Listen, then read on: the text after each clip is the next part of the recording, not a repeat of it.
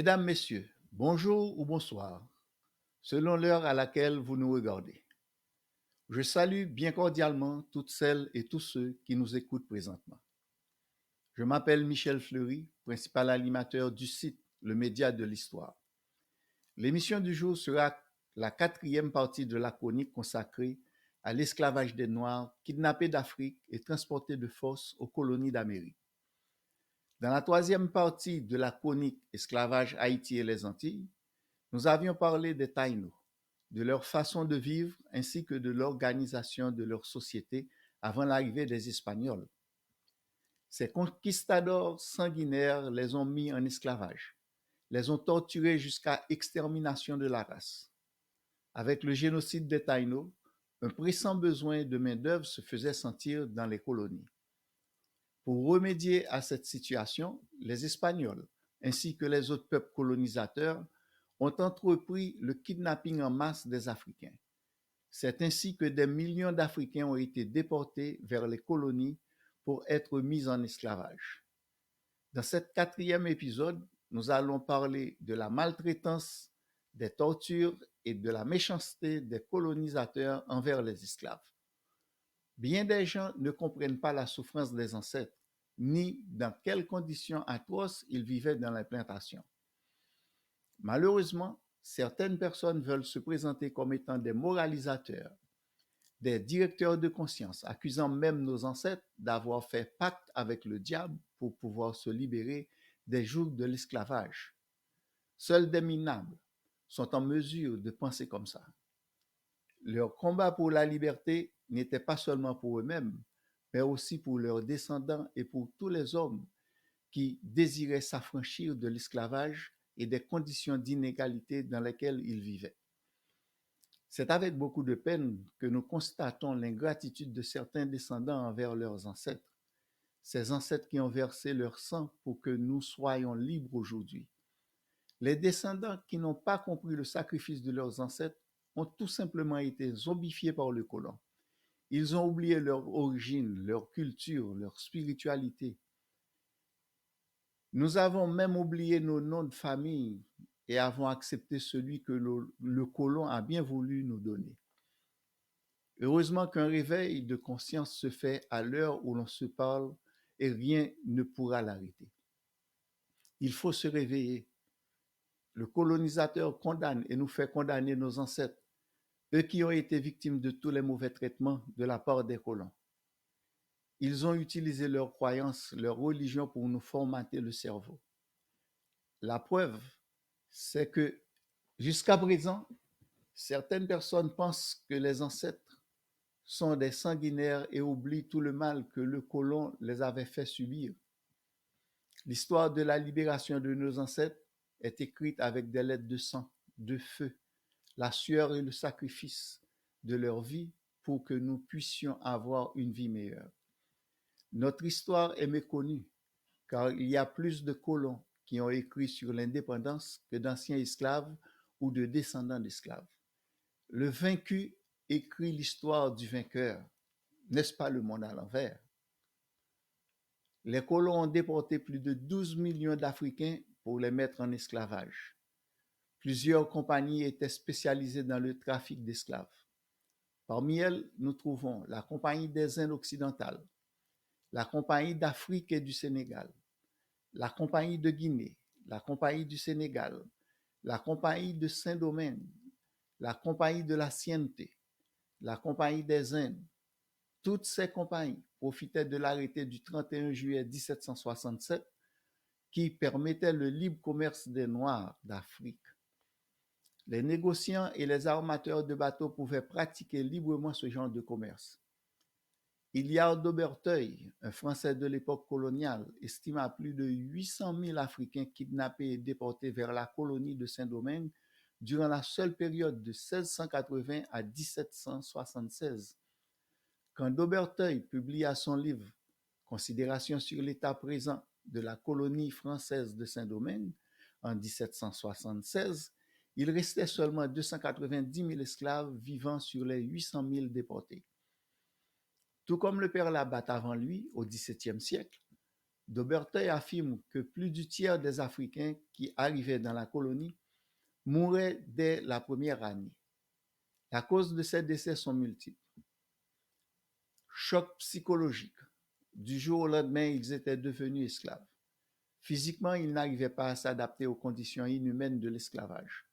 La malnutrition, le travail forcé, le manque de sommeil, les maladies ont eu raison d'eux. Une des maladies les plus courantes était le scorbut. Elle apparaissait en quelques mois seulement et sa principale cause était un grand manque de vitamine C. Elle se manifestait par des hémorragies, des gencives saignaient et les dents tombaient de la bouche. Gabriel Desbiens rapporte dans son livre Esclaves aux Antilles que le taux de mortalité parmi les esclaves nouvellement déportés dans la colonie était évalué à 50% pendant les 3 à 8 premières années de leur arrivée. Ce qui veut dire que la moitié d'entre eux mouraient. Cela confirme l'évaluation du français Benjamin Frossard, un anti-esclavagiste du XVIIIe siècle au sujet de la mortalité des esclaves. Le colon considérait l'esclave comme un bien meuble, une machine de production. Il le faisait travailler sans se soucier de la santé ou de la productivité à long terme qu'un esclave pouvait donner. Une fois au bout du boulot, l'esclave était tout simplement remplacé par un nouvel investissement. Le colon achetait tout simplement un autre esclave pour remplacer celui qui était mort. L'espérance de vie d'un esclave dans les plantations ne dépassait pas 15 ans. Girod Chatran, un citoyen suisse de la fin du XVIIIe siècle, raconte le travail des esclaves sur une plantation sucrière qu'il avait visitée. Ils étaient une centaine d'esclaves, hommes et femmes, sans considération d'âge, qui labouraient la terre, enlevaient les pierres, creusaient les canaux qui devaient servir à l'irrigation. Girod Chatran, un citoyen suisse de la fin du XVIIIe siècle, raconte le travail des esclaves sur une habitation sucrière qu'il avait visitée. Ils étaient une centaine d'esclaves, hommes et femmes, sans considération d'âge, qui labouraient la terre, enlevaient les pierres, creusaient des canaux qui devaient servir à l'irrigation des champs de canne. Plusieurs d'entre eux étaient nus, d'autres avaient sur le corps quelques morceaux de haillons. Ils travaillaient sous un soleil ardent, ils étaient tous en sueur.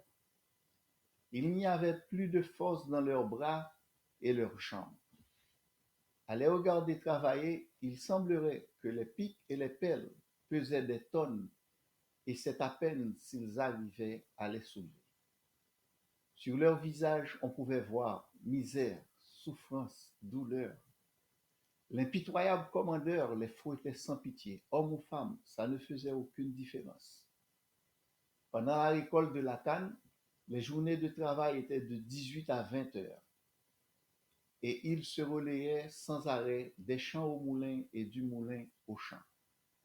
Dans une lettre, pendant qu'il était allé au Ghana le 20 avril 1702, de Galifet écrit « Plusieurs propriétaires faisaient travailler leurs esclaves plus qu'une bête de somme, toute la journée et une bonne partie de la nuit. » Un autre citoyen du nom de Delan ajoute que les maîtres négligeaient de donner aux esclaves une quantité de nourriture suffisante à leur alimentation. Le Normand de Mézy, ordonnateur du Cap, constate que la condition de l'esclave dans la colonie est de travailler toute la journée, à l'exception de 2 heures pour manger leur nourriture et une partie de la nuit pour dormir. Ceux qui sont affectés dans les moulins travaillent sans arrêt pendant 6 mois. La canne doit être pressée au moulin rapidement pour qu'il n'y ait pas de perte dans le rendement. 2 équipes se relèvent jour et nuit et le moulin ne s'arrête jamais. Après 12 heures dans les champs de canne à couper la canne, ils prenaient la relève au moulin pour un autre 8 heures. Avec la fatigue, la vigilance s'affaiblit, ce qui cause que plusieurs esclaves perdent un bras dans le moulin et pas question d'arrêter le moulin sous aucun prétexte. La seule chose que l'on peut faire dans ces conditions, c'est de vous couper la main ou le bras. Un autre citoyen du nom de Le Thor, conseiller au Conseil supérieur de Port-au-Prince, raconte dans ses mémoires publiées en 1777 que la condition de vie des esclaves était extrêmement difficile, vu qu'ils étaient à la merci de l'avarice et de la méchanceté des maîtres. Benjamin Sigismund Froissart, dans son livre intitulé La cause des esclaves nègres en 1789, rapporte que un esclave a reçu 50 coups de fouet pour le fait d'avoir volé un canard. Ensuite, il a été attaché à un poteau et ses blessures ont été frottées avec du citron et des épices. Imaginez donc les souffrances de cette personne. Autre supplice qu'on faisait subir aux esclaves. Quand on les fouettait, on s'arrêtait un instant pour mettre entre ses fesses un morceau de bois chaud avant de continuer à le battre. La plupart du temps, on faisait un assaisonnement avec du poivre, du sel, du citron, de la cendre et de la chaux pour mettre sur ces blessures immédiatement après la bastonnade. Autre exemple que l'on retrouve dans le livre de Caroline Fick, Haïti, Naissance d'une nation. On jette l'esclave dans un four bien chaud afin de le brûler vivant. Les maîtres avaient l'habitude de prendre des lattes chauffées à blanc qu'ils attachaient aux jambes et sous la plante des pieds des esclaves, soit disant fautifs, que l'on allait remplacer chaque 1 heure de temps pour prolonger sa souffrance. Certains maîtres enfonçaient de force de la poudre à canon dans la bouche de l'esclave qu'il allait faire sauter comme un explosif. En ce qui concerne les femmes, ils avaient l'habitude de leur brûler le sexe avec le feu, avec la cire chaude. On brûlait aussi l'esclave avec du sirop de canne bouilli que l'on vidait sur son corps, sur sa tête ou toute autre partie de son corps au gré du maître. Ce dernier pouvait couper le bras de l'esclave sous prétexte qu'il avait volé quelque chose, lui couper une jambe s'il avait essayé de s'enfuir. On l'attachait à un poteau et après l'avoir battu, on le laissait sous le soleil avec interdiction de ne même pas lui donner une goutte d'eau. La question qui se pose, quel pouvoir officiel que le maître avait sur l'esclave? Jusqu'en 1685, la loi ne disait mot sur la question. Pas de décret, pas de réglementation. La justice ne s'immisçait tout simplement pas dans les affaires entre un blanc et ses esclaves, sauf dans des cas extrêmement graves, un assassinat par exemple, ou un cas de mutilation horrible. Vu que presque tous les magistrats étaient des propriétaires d'esclaves, il va sans dire qu'il n'y avait jamais eu de poursuite et de condamnation en aucun cas. En 1685, le Code noir vient combler ce soi-disant vide juridique. L'article 42 ne reconnaît au maître qu'un seul droit, celui de faire battre de verges ou de cordes ses esclaves, lorsqu'il juge qu'ils l'ont mérité et pour faute commise dans leur travail. Pour tous les autres cas, meurtre, coups et blessures, vol, marronnage, le pouvoir prétend se substituer au maître et le nouveau code énumère les peines qui seront infligées par le tribunal. Enfin, il autorise les nègres victimes de traitements barbares et inhumains à en donner avis à la justice. Vous pouvez retrouver cet extrait dans le livre de Pierre de Vessières, Saint-Domingue, La société et la vie créole sous l'Ancien Régime, 1629-1789, à la page 183. Il faut qu'on se le dise et qu'on le comprenne, que tout ceci n'est que de l'écriture sur du papier. Le 15 octobre 1786 sortit une ordonnance dans laquelle on pouvait lire dans l'article 7 du titre 2 « Sa Majesté fait très expresse inhibition et défense à tous les propriétaires, procureurs, économes, gérants de traiter inhumainement, leurs esclaves en leur faisant donner plus de 50 coups de fouet, en les frappant à coups de bâton, en les mutilant ou enfin en les faisant périr de différentes manières. Les maîtres ayant donné plus de 50 coups de fouet seront condamnés à 2000 livres d'amende et, en cas de récidive, déclarés incapables de posséder des esclaves. Ils seront notés d'infamie s'ils ont fait mutiler leurs esclaves et punis de mort toutes les fois qu'ils auraient fait périr de leur autorité, pour quelque cause que ce soit. En dernier lieu, il est enjoint aux esclaves de porter respect et obéissance entière dans tous les cas à leur maître ou à leur représentant. Malgré tout, les colons continuaient à faire la pluie et le beau temps. Les mauvais traitements étaient monnaie courante. La preuve est dans l'affaire Lejeune, riche propriétaire de plantations de café dans la plaine de Plaisance, dans la colonie de Saint-Domingue, en 1788. Ce Lejeune avait fait périr 4 de ses esclaves et mis 2 négresses à la question par le feu. Ce fut tellement terrible que 14 esclaves de son atelier, malgré les risques qu'ils encouraient, se rendirent au Cap pour se plaindre au juge de la conduite infâme de leur maître. Nous parlerons de cette affaire dans le prochain épisode de la chronique Esclavage, Haïti et les Antilles. Si vous avez aimé cette vidéo, mettez-y un like, un petit pouce vers le haut, partagez-les avec vos amis dans vos groupes d'intérêt et abonnez-vous à la chaîne si ce n'est déjà fait. Merci à vous tous et au plaisir de vous retrouver pour la 5e partie de cette chronique. Merci.